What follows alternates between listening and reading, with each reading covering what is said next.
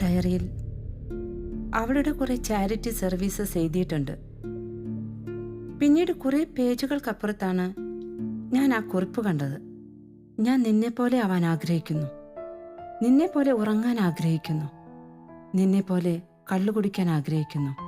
പക്ഷേ ആ കുറിപ്പ് വായിച്ചപ്പോൾ എനിക്ക് തോന്നി, ഇതെന്റെ ജീവിതത്തെ നോക്കി ആ പെണ്ണ് എഴുതിയതാണെന്ന്. തോന്നലല്ല, അത് ശരിയാണ്. അവൾ എന്നെ നോക്കിക്കൊണ്ട് എഴുതിയതാണ്. അവൾ മാത്രമായിരുന്നു എൻ്റെ ജീവിതത്തിൻ്റെ സാക്ഷി. എന്നാലും അവൾ എന്നെക്കുറിച്ച് ഓർത്തല്ലോ, എന്നെക്കുറിച്ച് എഴുതിയല്ലോ.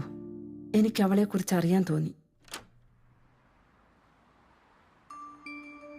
അങ്ങനെ പകൽ സമയത്ത് ഞാൻ ആദ്യമായിട്ട് എൻ്റെ മുറിയിൽ നിന്ന് പുറത്തിറങ്ങി.